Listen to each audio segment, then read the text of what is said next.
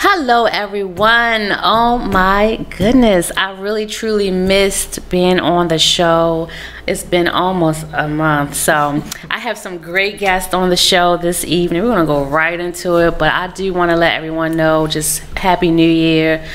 We are back on the show, just took a break, took care of some business, and we are ready to go rock and roll for 2019.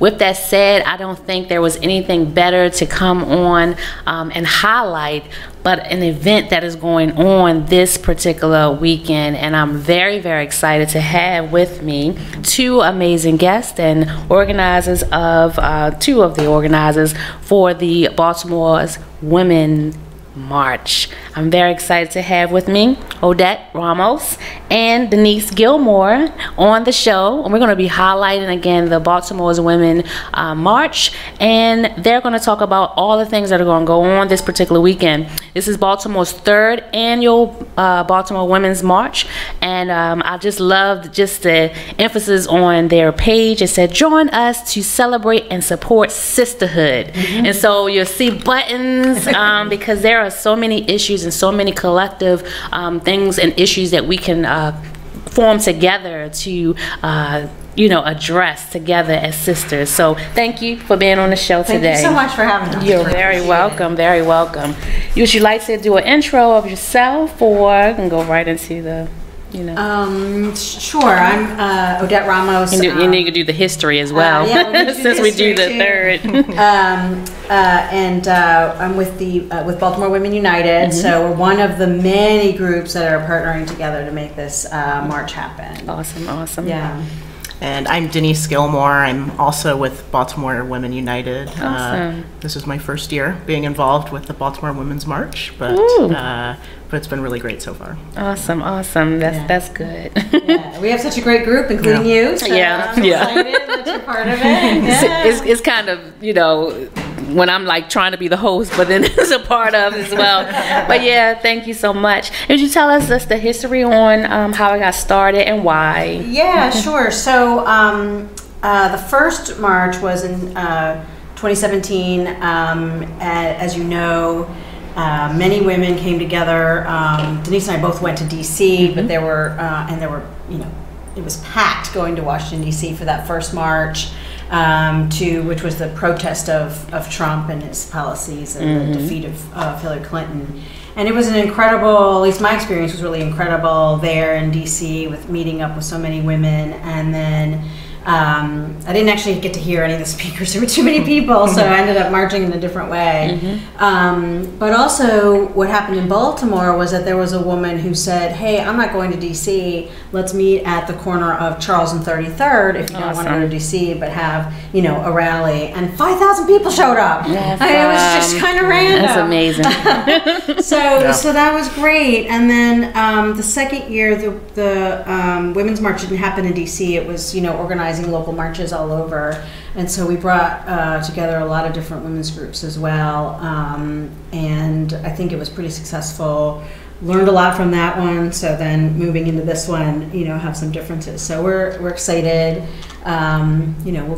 We'll keep doing it. Yeah, that's right. Absolutely, consistency. I love it. I think I was actually saying how I was even at work, and one of my coworkers were talking about it. So it's definitely going around. And she lives in Anne Arundel County, I believe, but she even came here, just for the energy. So thank you. Just for keeping it going. And people are, they're there, they're supporting, and they're enjoying it. So it's great. I mean, the signs were amazing. Just if you look at all the pictures on the Facebook page, are just really amazing. Somebody asked me, how many are you going to keep marching every year? And I said, until we get a woman president. Yes. Right. Look at that, woman president. Yes. And we got some on the rise. So yes. And just in general, not even just president, you've seen so many women in leadership now and politics, and that is so look at that. I was going to say even like that. But that's the exciting part, to know that you can do these things. And when you build that, like y'all read, that's why I said it stood out to me, sisterhood, that right there lets you know that, you know, we can support one another. We can push one another, and look what we can do when we come together. Right. So yes, it's beyond, it's just reclaiming our lives. But it's so much that comes into that, so I'm very, very excited. And since this is your first year with the organizing, the planning, how is it, how does you feel about being a part of it? What do you get out of it? Just tell me how you're feeling. It's something when your first time, you know, I mean, I'm sure you've been involved in other areas, but to actually be right there in that planning, how does that make you feel? And what are you seeing out of other women that want to be involved? I mean, honestly, it's almost like therapy in that you're around other women that are super engaged, who care a ton about our community and this country, who know how to get things done, you know, and it's been really empowering to be able to, you know, spend consistent time with these ladies working towards a common goal. You know, we've done a lot of work since the last March, being very intentional about, you know, making sure that we have as diverse and broad of a coalition as possible. So it's also been really great just getting to know, you know, a bunch of new women that are from very different backgrounds than, you know, my own. So no, it's been really, it's been wonderful. I'm pumped up. You know, I couldn't be more excited for 2019. There's this weird hopefulness that I'm feeling, you know. So it's been a great experience. Absolutely. Empowerment. That's the second word that's standing out to me. I'm about to leave with some very enlightful words, but empowerment is very, very that is a very powerful word, because like I said, having someone who this is their first time being on a planning, you know, the planning stage of the march, it is so nice to know that you can be able to touch other people's lives and let them know you don't have to be, you know, a congresswoman, or, you know, you don't have to be these big old names and titles to just be a part and to see a march go forward. And so that part is why I wanted to emphasize. So empowerment, we can do any and everything, you know, any and everything. That's right. So, so could you tell us when is the march?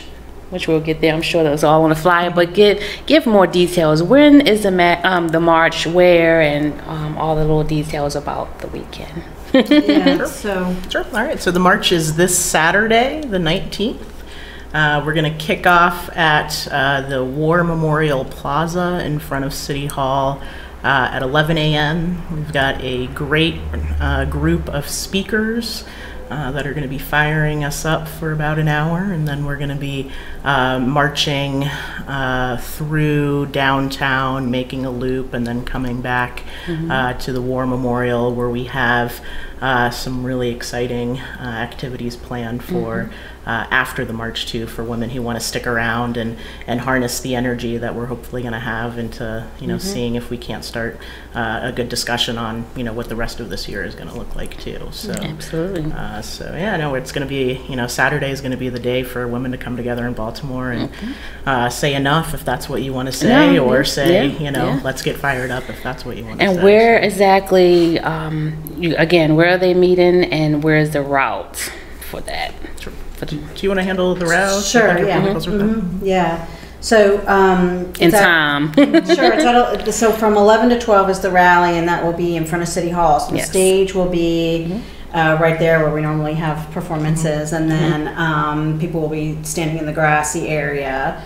And then that'll be for an hour, and then the route will be south on Holiday Street. So we'll go towards Pratt Street, go east on Pratt Street, and then back up Gay Street to then meet back at the War Memorial. There'll be some activities on the plaza and some actually inside War Memorial building as well. There'll be lots of different partner organizations. We'll have tables so people can talk to the different groups and how they can get involved. we'll have panel discussion. So there'll be, you know, Good. some activities. A variety. There. That's good. Yeah, it'll be good. As you know, we had to change the location. We had originally wanted it on North Avenue. We have every commitment to bring it back to North Avenue next year. 2020. 2020 is going to be a huge year. Yeah. So we got to start it off with a good heart. Yes. You know? It's the 100th anniversary of That's going to suffrage. be, I was going to say, right. that's going to be perfect. Yes, and so this is kind of a warm up to that almost, you know, because we worked really hard over the year through Baltimore Women United to be really intentional about making sure that the messaging is around, you know, that this is every woman's movement. It's not just white women's movement. It's not just, you know, black women's. It's everybody's movement. And we've been, you know, wanting to make sure that everybody feels included. So we've been really intentional about who our speakers are. The other piece about this is that we are very clear this is Baltimore's march and Maryland's march. We're going to be, some of our speakers are going to be talking about local issues that are important to women. That's great. And that is really important because, you know, there's the federal stuff that we all hate, but there's some really tangible stuff that we should be getting involved in that we can do together as well. And then also celebrating the victories. I mean, you know, we just have, now our legislature is the, you know, one of the top 10 legislatures in terms of percentage of women. That's awesome. That's a big. That is it. Yeah. And we know from talking with some of the legislators, like the new delegate in 42B, Michelle Guyton, she was inspired to run at our march last year. And so this touches people in so many different ways, and it's really important and critical to have a good event to do that. And we're also clear it's not just about marching, because marching doesn't help anything. But it's really about what's the next step. How can we get ready? It's getting ready for this year. It's getting ready for 2020. What are the things that we can do together? You know, so that's. And then it's, you know, bringing lots of different groups together as well. I will say the march for me, because I'm really not big on marches, but the march for me is the bringing of awareness. That is the awakening, the energy, you know, that is the empowerment, the hopefulness, to know that there is some great things that can happen when we unite, when we come together. And so I am looking forward to being there. In fact, I think the weather is really cooperating with us. Knock on wood. Knock on wood. I'm seeing it switching and changing and shifting. So even if I do know that the War Memorial Building will be open and we're still going to be rallying and still going to have the panel discussions. Is that correct? Yeah, well, so if it's significant snow or significant rain, then we'll move the activities inside. We still will march outside, unless, of course, it's icy, because we don't want anybody falling on the ice. Right. But it doesn't, it looks like all of that will happen in the like later on in the afternoon, so we're hopeful. But we do have a plan. Knocking on. So if you are planning on coming on Saturday, please come anyway. Please come. The other thing is that there's two big special things that happened this week. One is that there's a special price on the parking garages. Yes. It's the Harbor Park one, right? Yes. It's the Harbor Park one, which is over by Marketplace, and that's discounted parking. It's $5 parking. So you have to sign up on our website to purchase your ticket, and then you just show the ticket in there, so you get discounted parking. And then also we have two park and rides. So one starts at Great Blacks and Wax Museum. You can park there and then take a bus in, or Rogers Avenue. And you got to sign up for those too. So go to our website. Good. So an east and a west location. That is really, really good. So even if you don't have transportation or don't want to find parking downtown, we have an east and a west location. Come on, we're trying to make it easy it's every opportunity, you know. And I also see that some students are involved. I mean, this is good. Yeah, I was gonna say, I just love the youth. I love the young people being involved. And yeah, if you can elaborate on that, that would be. I would be happy to. So we're really excited. We announced for the first time this year a youth essay, creative writing, and art contest for high schoolers from grades 9 through 12. You know, we wanted to challenge them to think about why they march, why marching to them is important. You know, they could write an essay, they could, you know, pretend like they were writing a letter to a famous woman, explaining why they were marching. Spoken word was an option. You know, coming up with a poster, you know, for the revolution, or, you know, coming up with a, you know, some art was an option. You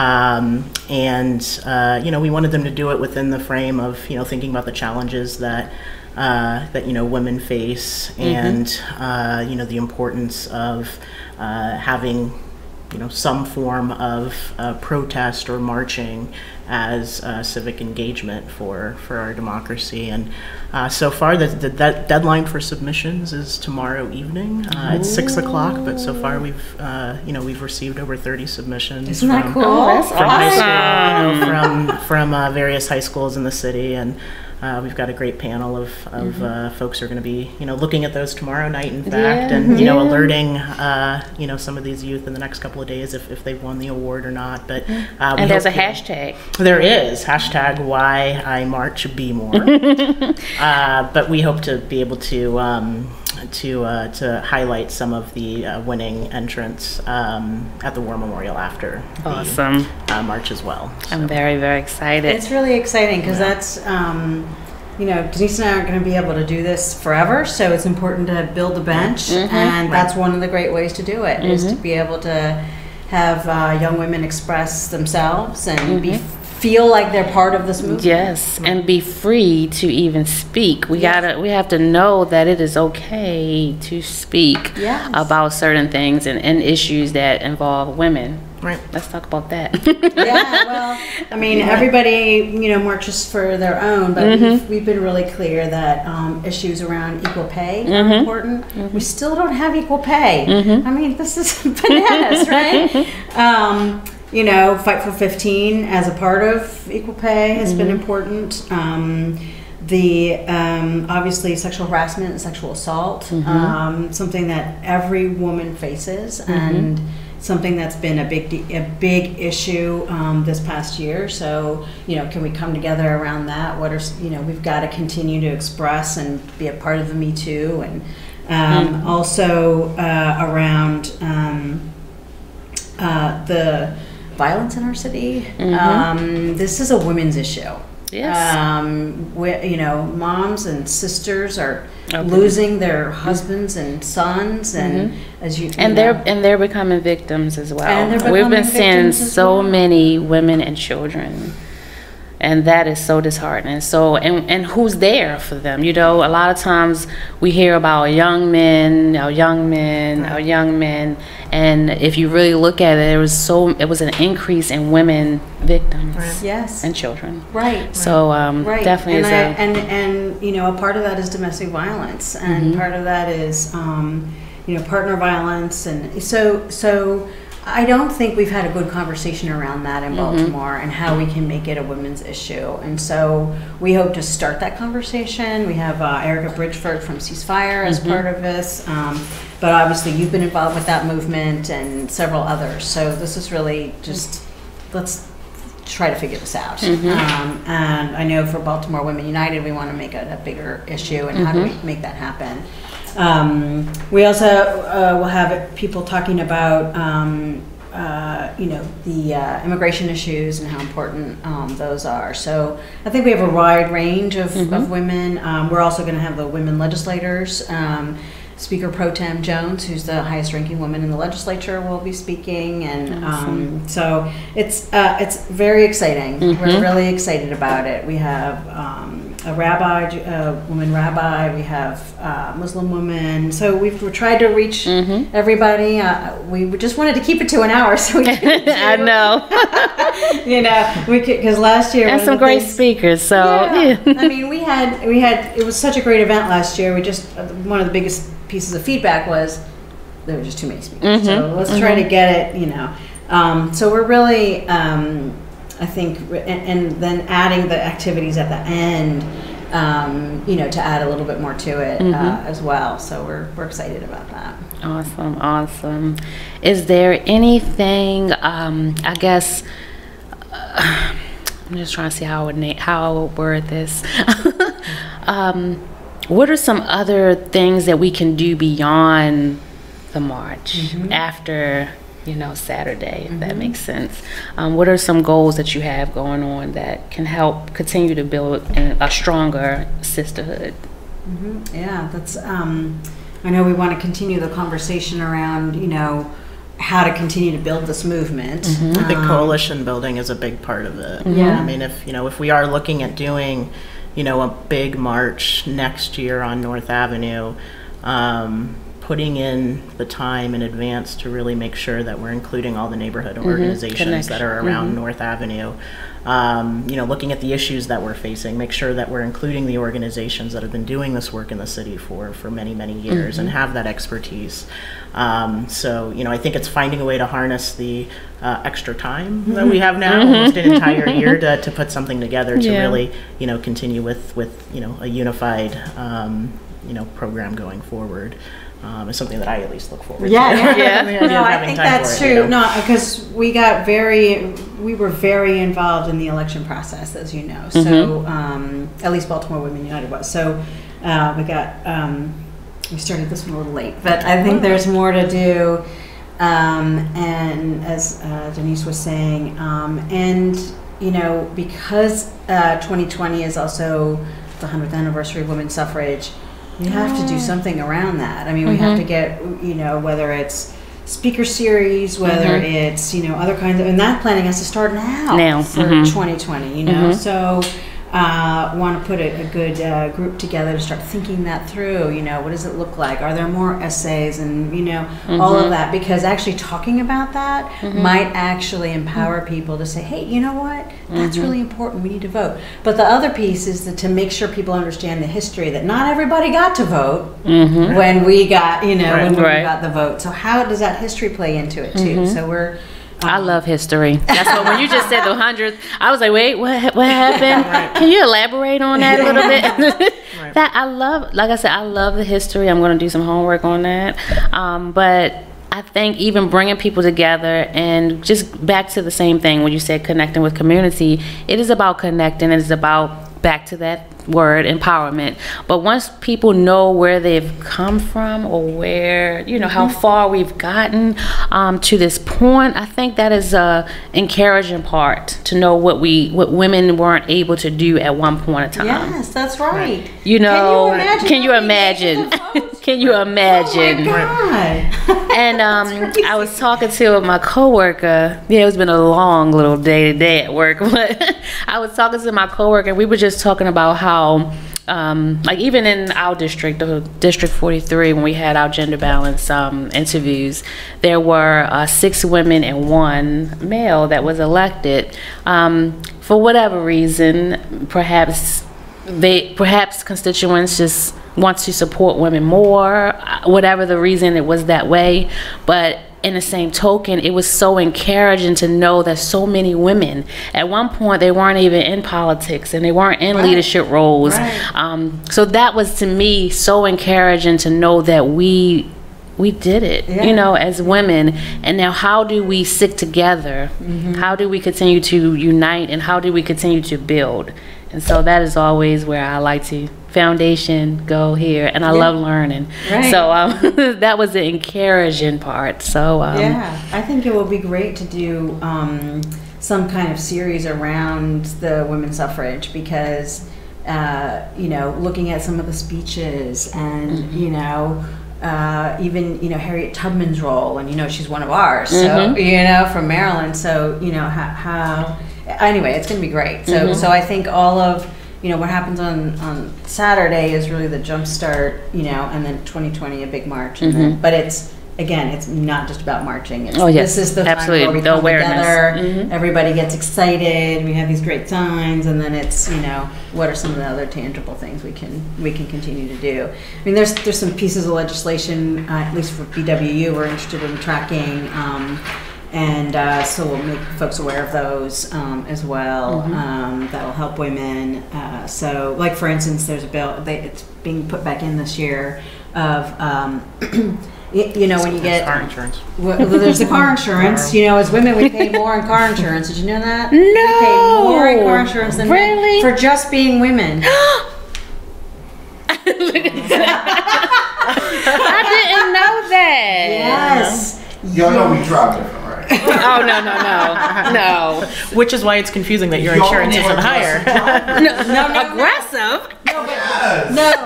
But I mean, when you listen to the testimony of the insurance industry, it wasn't like they had statistics that showed that women get in more accidents than men. That's not even it. They just make that assumption that women are more risk. You know, I mean, that's craziness. So the Maryland Consumer Rights Coalition with Marceline White, they're leading that.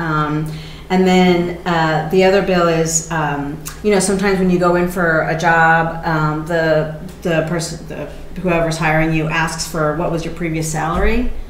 That's craziness because equal pay follows us. Well, that's not right. I mean, non-equal pay follows us if we, you know. So there's a bill to eliminate that question. Yeah. From So that hiring. question won't come up. So that question doesn't come up. Exactly. So there's some very, you know, tangible things. You know, at the city level, there's folks working on the human trafficking issue, and more women and girls are involved with that, which has been a terrible thing. So there's stuff we can work on. There's a lot that we can work on together as a coalition, and it's really exciting. I'm still stunned on how insurance. Okay, all right. Yeah, I think we need to take all of these issues and we're gonna make sure that might be on a poster on Saturday. Right. But yeah, this is why it's important to have organizations such as Baltimore Women United and many others that are a part of, and I'm sure you will talk about all of the sponsors and all of the partners on there. But I just would like to probably give you just a moment because I think it's important to you because I know you fight a lot for women's rights, and just talk briefly about, you know, Baltimore Women United. Do you want to do that? Sure. You know, we were giving you a plug here. I appreciate it. I guess I should have been ready for this. No. We're an organization that because I appreciate got formed. all of the things you're doing. We appreciate it. Definitely. We got formed pretty shortly after the Donald Trump election. One of the delegates here in the city, Delegate Learman, actually pulled a big meeting together with over 100 women. Pretty immediately after the election, and you know, we set out to do and are still doing events on the 8th of every month. We're all volunteers. You know, our goal is to engage women as you know, constituents, as donors, as candidates, you know, and come together around issues that are important to women here in the city. You know, in 2 years, you know, I'm proud our volunteers have done, you know, a ton of, you know, amazing work in the city already, you know, really bringing urgency to issues that need to be, you know, put on the forefront. So, you know, we're going to continue through 2019 planning events. You know, I think very immediately there will be, you know, a February 8th event happening after the march, where we hope to, you know, continue this discussion on where we kind of take this thing next. So we encourage, you know, anyone listening to check us out. So you said the 8th of every month. Why was it chosen to be there? Donald Trump was elected on November 8th. Okay, I was gonna say, I'm just trying to never forget. Okay, I was just trying to see the significance.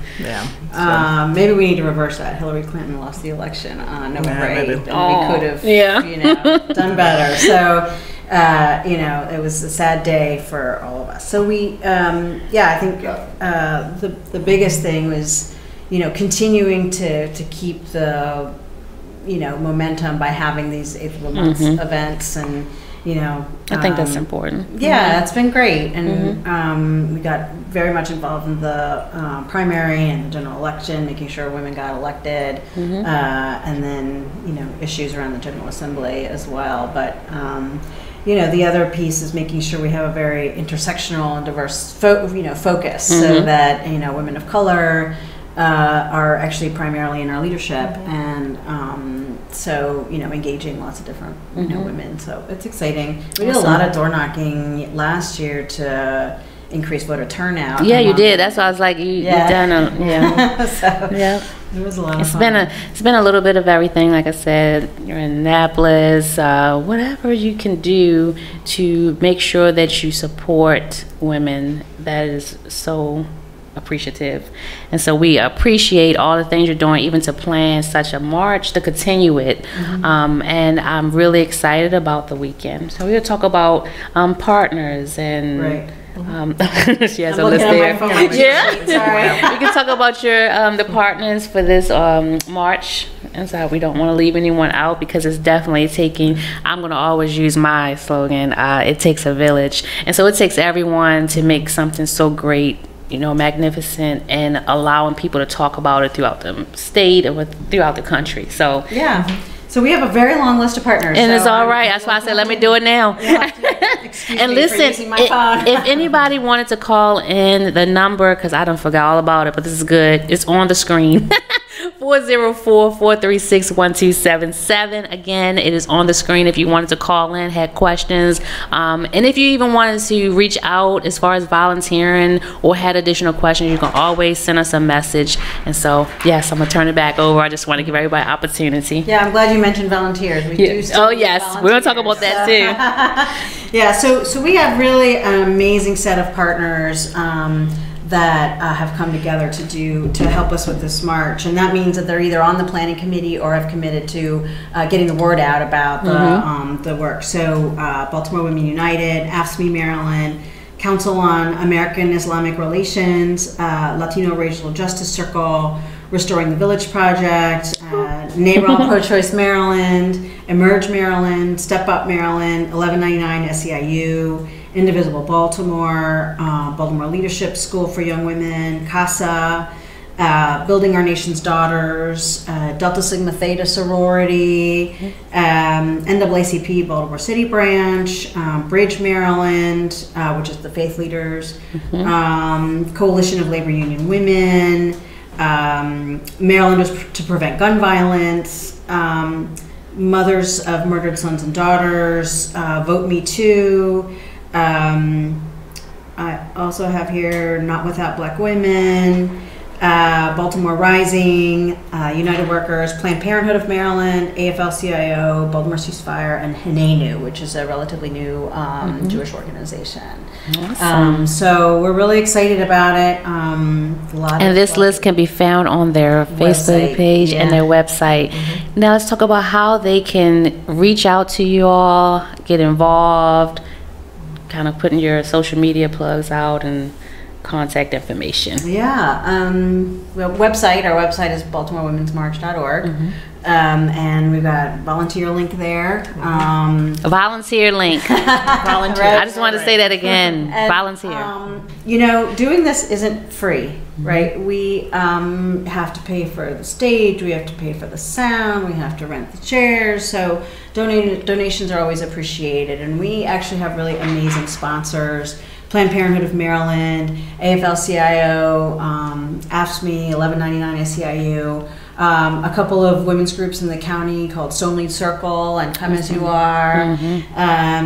We also have NARAL Pro-Choice Maryland, so and Stoop Storytelling as well, which I think is great. So, you know, we appreciate financial sponsorship as well. Donations are welcome. Again, this isn't free, so, and we're all volunteers doing this with, you know, shoestrings, tape, and, you know, and volunteer sweat, you know. So. But it's been great working with so many women that have, you know, really dedicated their time to do this, and like I said, we're all volunteers. So, so your volunteer time is, you know, welcome. Anybody's donations are welcome. We really appreciate it. Awesome, awesome. And of course, bring great signs. Oh yes, Bring your signs. sisters. How did that work? How did that work out? Because I know you had a day where you were making signs. Yeah, so a lot of signs were made, and they're in my car for later. But you can make your own signs about, you know, whatever you feel like you need to march for. You can make Me Too signs. You can, you know, make sure you have a Ruth Bader Ginsburg sign. You can have, you know, whatever it is. And then also we encourage people to make noisemakers, so you can make noisemakers down. Right. You just need a soda can and some rice and some masking tape, and you've got a noisemaker. That's right. totally Or official. Yeah, I was gonna say anything. coffee Yeah. can and some coins. Be and creative. tape it all Yeah, up. absolutely. And yeah, We yeah. are from Baltimore. Yeah, right. We are creative. Understand? Have a snare drum, bring it. Exactly. We also have cheerleaders, and I forget from what school, but they're going to help lead the cheers along with our Central Committee, Sister Sherelle Witherspoon. So Okay. it'll be fun. All right. Yeah. Oh my goodness, this is So I leading can't the, wait. because we want to chant and make noise around. So yeah. So this Saturday, Yes. East and West location. There's no excuse unless it's a East and West Park and Ride. East and West. And is it a bus or Yeah, it's a So bus. a bus will pick you up from either the Blacks and Wax Museum or the Rogers Avenue Metro, and that is going to take you right down to City Hall. That's right. And take you back. And take you back. I mean, you can't get no better than that. that's So right. I'm really, really excited that you even just the planning and the logistics of making sure that we meet people where they are, that we educate. And you've all been in the community handing out flyers. Come on, pick that up. Come on, listen to this. Yeah. So we had flyers, and then we're gonna have signs and noisemakers. I just want everyone to get excited about the Baltimore Women's March. We're gonna have a good time. It could be cold, but That's all right. I think the noisemaker and the marching and the rallying is Get going to put the everybody fired adrenaline up. I'm really Yes. excited about it. What other thing I wanted to say? If you come to the march, we've got these buttons. What about the shirts? You have to order them online. Oh, you got to order Yeah, online. we're not- So how do yeah. they order? They Well, just go on the website. will they be able to get it if they ordered it? They'll get it after the march. Oh yeah, so okay. Yeah, sorry. But it's a great looking shirt. Yeah. Yeah. And Okay. we have one in Spanish as well. So you said I've got the You Spanish said one, you have the button. The buttons will be at the march. Yeah. Okay, the buttons will be on the march. I actually have a button. Oh, sorry. I actually have a button here, and I'm really, really just like I said, just excited about it. I actually also have my Survivor Yes. button on. Like I said, everyone can take an issue that stands out for you as women. We're going to be talking about survivors, and we're going to be talking about some things, women, because we need to have those conversations in the community. We need to have those conversations as women, and these are the things that we don't want to bury because it doesn't go away. We must talk about it, and you have people that are going to be talking about those things as well as rallying for your for the issues that are close to you and your heart. And everybody's different. Everybody has a different issue, and like I said, car insurance. I mean, these are things that we can start, things that we can start once we know, because if I didn't know, I'm sure there are other women that didn't know the things that are going on. And so I think everybody that are on the front line and that are really rallying for us beyond the march, but rallying for us in Annapolis, in the community, town hall meetings, whatever it may be, you can see certain organizations rallying for those local issues that mean so much to you. Thank you so much. Is there anything that you would like to talk about that I missed? I just want to make sure that we give this time because it is very important. Yeah, that's great. I mean, maybe we can do some discussions around some of these issues on your show, so that we can. We can have like a conversation, community conversation in the lounge.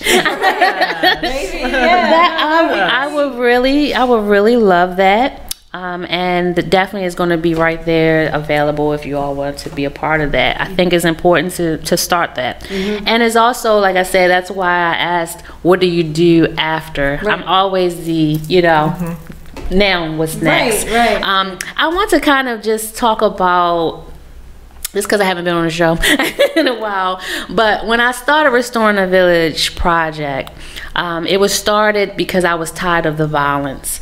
As a widow, as someone who, this is very dear to me, the violence that's going on. And we can say, stop the shooting, stop the killing, stop the whatever. We can say it, we can chant, but we got to dig deeper.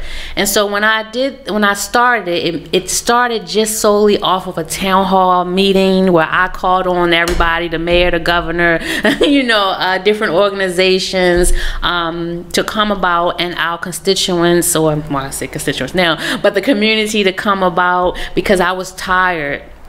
And we met at Mervo. And the reason I'm telling this story is because, like I stated, it started from me just getting tired and making noise, getting everybody together in one room. And the mayor had a representative, the governor had a representative. We had so many organizations. We had different families come about. And when it ended, the town hall meeting, we just allowed people, people came in, they were angry, they was fussing and cussing, and and I said, this is good. I didn't get discouraged. I didn't look at remove this person. I talked to people that may have been out of line, and I said, this is good. It should upset you. It should make you feel a certain way. This is not the norm to have murder after murder after murder, like we just had shooting not long ago. I get every message, and that really hurts me. So I go back to the story of it started there. And I think you know where I'm going. It starts with just an idea, and then it goes with action. And when I ended it, it didn't even have a Restoring the Village name, When I ended the night, TJ Smith was there. There were people there, big hitters that was there, big wigs. And they said, you can't stop right there.